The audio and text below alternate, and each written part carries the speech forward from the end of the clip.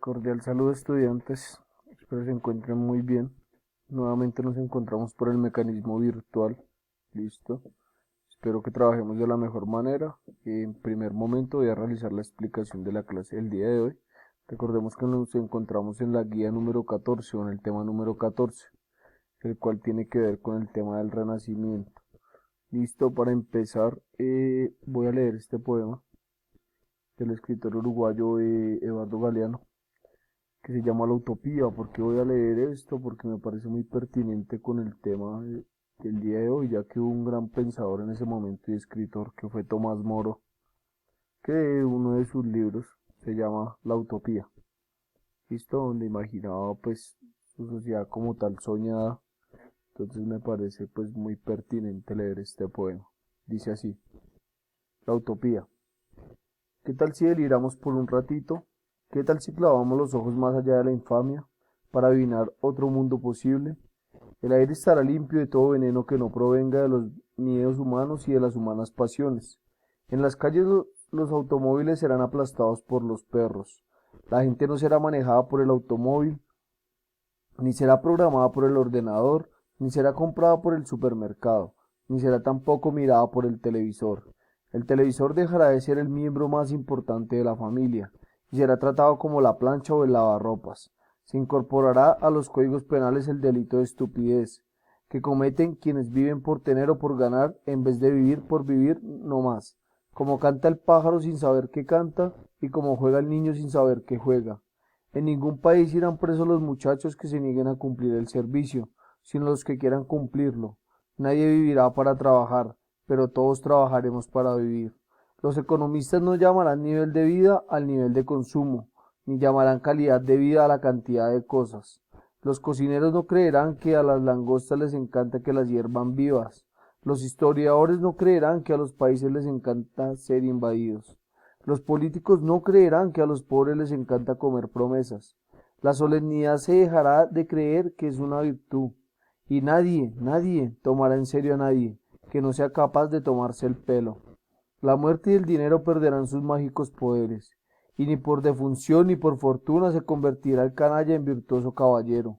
La comida no será una mercancía ni la comunicación un negocio, porque la comida y la comunicación son derechos humanos. Nadie morirá de hambre porque nadie morirá de indigestión. Los niños de la calle no serán tratados como si fueran basura, porque no habrá niños de la calle. Los niños ricos no serán tratados como si fueran dinero, porque no habrá niños ricos. La educación no será el privilegio de quienes puedan pagarla, y la policía no será la maldición de quienes no puedan comprarla.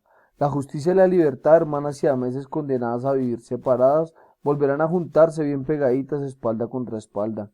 En Argentina las locas de la Plaza de Mayo serán un ejemplo de salud mental, porque ya se negaron a olvidar en los tiempos de la amnesia obligatoria. La Santa Madre Iglesia corregirá algunas erratas de las tablas de Moisés, y el sexto mandamiento ordenará festejar el cuerpo.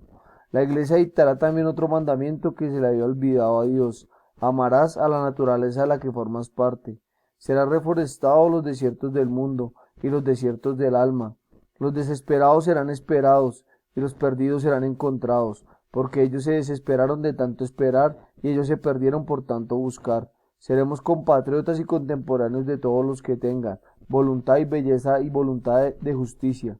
Hayan nacido cuando hayan nacido y hayan vivido donde hayan vivido, sin que importe ni un poquito las fronteras del mapa ni del tiempo. Seremos imperfectos porque la perfección seguirá siendo el aburrido privilegio de los dioses, pero en este mundo chambón y jodido, seremos capaces de vivir cada día como si fuera el primero y cada noche como si fuera la última. ¿Listo? Entonces, la utopía de Galeano. Eh, Quería empezar con ese pequeño preámbulo, ese pequeño poema. ¿Listo? Ahora sí paso a explicarles el tema del renacimiento. Entonces, primeramente que todo, hay que contextualizarnos en la época que se da el renacimiento. Esto se da más o menos entre el siglo XIV al siglo XVI. ¿Listo? ¿Qué va a pasar en este renacimiento? Claramente, como su palabra lo indica, es un nuevo renacer para la sociedad de ese entonces. ¿Qué sucedía? Pues veníamos de una etapa, o se venía de una etapa de oscurantismo y de teocentrismo absoluto, donde Dios era el centro de todas las cosas, donde toda la medida de la sociedad, del humano, ¿cierto? Era Dios, donde las personas no tenían fácil acceso al conocimiento, ¿verdad?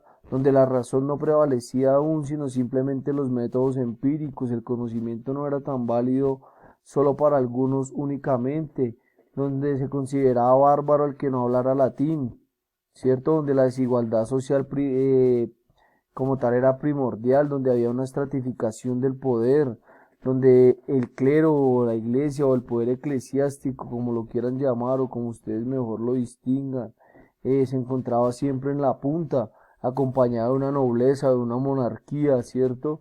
Que estaba siempre ahí al pie de ellos, como tal legislando al pueblo, ¿verdad?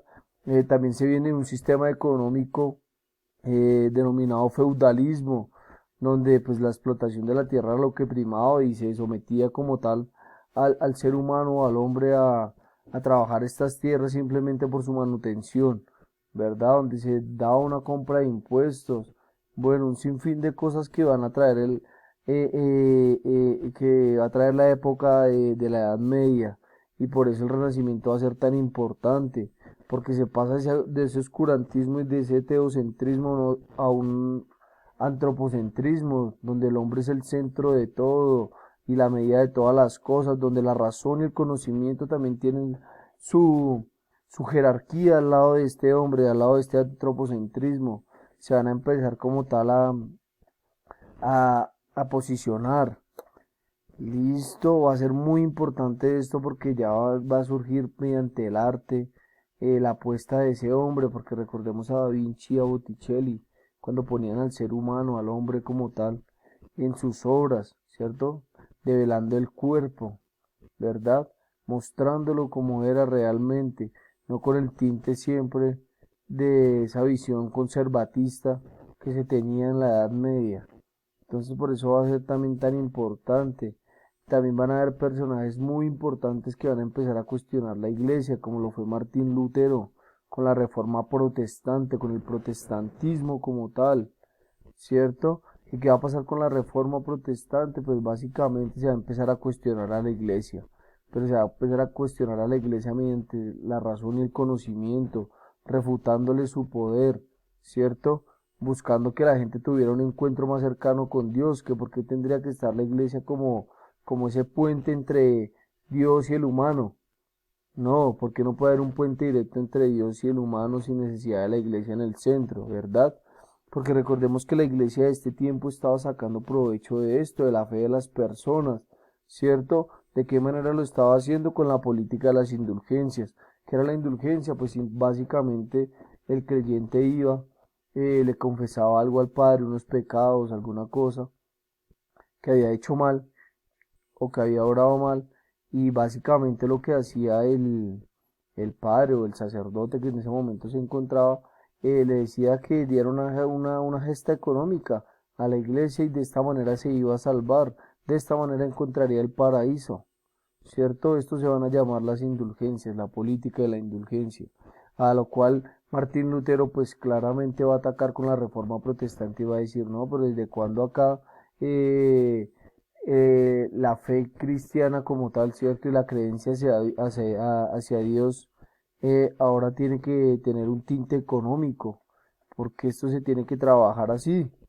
A lo cual la iglesia también va a responder y va a surgir con algo que se va a llamar la contrarreforma, ¿cierto? Que es volver a recuperar ese poder que había perdido la iglesia en su momento, ¿cierto? Al haber perdido tantos fieles, porque hubo mucha gente que se amparó a la idea de Martín Lutero, que estaba en algo muy cierto de por qué en su momento la iglesia tenía que ser ese puente, ¿verdad? Y cobrarle a estos fieles por profesar una fe hacia Dios, ¿cierto? Entonces la iglesia católica va a decir no, o la iglesia católica cristiana va a decir no, tenemos que recuperar como tal a nuestros fieles y esto, y va a surgir la contrarreforma, como su nombre lo dice, contra la reforma que ya estaba, la reforma protestante, buscando desmentirla, buscando develarla. También mediante esto hubieron varios sujetos que asesinaron, ¿cierto? Por ejemplo, entre los que asesinaron estaba, por ejemplo, Copérnico, que Copérnico en su momento dijo que ya como tal la Tierra no era el centro del universo, sino iba a ser el Sol. Ya se va a empezar a surgir la idea del movimiento de rotación y traslación. Entonces por eso va a ser tan importante y en este momento se va a cuestionar eso y pues claramente estas personas que creyeran o que trataran de desvincular los argumentos que tenía la iglesia con respecto a toda la forma de la tierra, sus movimientos, ¿verdad? Frente como tal a Dios, pues claramente eran considerados herejes. Recordemos la Santa Inquisición también, ¿listo? Entonces aquel que dudara del poder que tenía la iglesia o estuviera en contra de ella, pues era considerado un brujo, un hereje. Y que pues qué debería pasar con ellos, básicamente enviarlos al destierro como tal o asesinarlos. ¿Listo? Eh, otros personajes muy importantes, como les mencionaba al inicio, Tomás Moro, con su libro de la utopía, en ese momento va a escribir. Él imaginaba una isla donde hubiera una sociedad rural intelectual, ¿cierto? Donde pues claramente se trabajara el campo, toda la cuestión, hubiera una manutención, pero la gente fuera culturizada, tuviera intelecto, tuviera conocimiento. Esa era su utopía, esa era su sociedad soñada, por eso el libro se llama La Utopía, por eso leí La Utopía de Galeano también ahorita, ese buen poema que hace alusión a esa sociedad, por ejemplo, ese contraste, en ese momento se pensaba en una sociedad rural e intelectual. Hoy día se piensa quitar esa sociedad con el poema, por ejemplo, de Galeano, se piensa quitar esa sociedad consumista, ¿cierto? Esa sociedad capitalista, esa sociedad egoísta, esa sociedad individualista, apática. Entonces, por eso también va a ser tan importante ese contraste ahí entre esas dos cuestiones, tanto la utopía de Tomás Moro como la utopía de Galeano, después de haber pasado más o menos alrededor de 5 siglos. ¿Listo? Otro personaje importante va a ser Nicolás Maquiavelo, que a veces escuchamos la palabra maquiavélico cuando nos remitimos a algo malo, ¿cierto? Algo oculto, algo que es pues supuestamente coercitivo, que busca ejercer presión, poder, ¿verdad? Y por lo general se le dice al político y ese político va a implantar una idea maquiavélica, mala, oculta, secreta. Y no, Maquiavelo busca pues una forma de gobierno donde dice el hombre tiene que ser hombre y bestia a la vez, depende como lo pretenda la sociedad o como lo requiera. Si requieren un hombre para hacer leyes, pues se harán leyes. Si desean alguien que combata con la fuerza, pues va a ser una bestia. Básicamente va a ser como la idea central de Maquiavelo. Otra frase muy importante de Maquiavelo que lo va a inmortalizar, que hoy día todavía la escuchamos, es el fin justifica los medios. Su misma frase está diciendo el significado. El fin de las cosas nos va a justificar todo lo que tuvimos que utilizar para llegar hasta ese fin, ¿cierto? Entonces es muy clara esa premisa, es muy buena, es muy válida.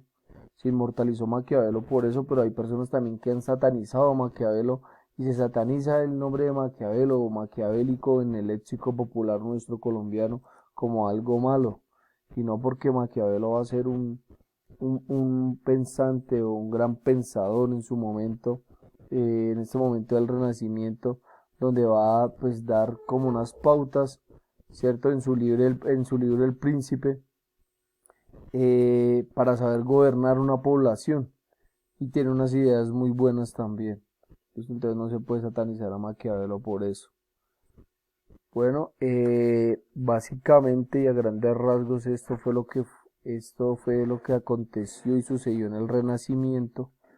Espero haber sido un poco claro y no bastante denso y muy teórico, ni por el contrario, la idea era que quedara pues claro como tal el tema.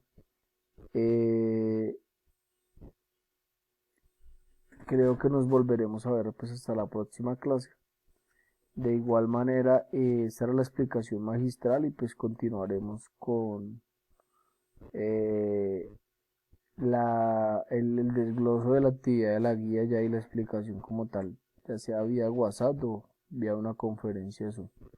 Muchos éxitos, buen día, buen resto de semana y buena salud y buena energía.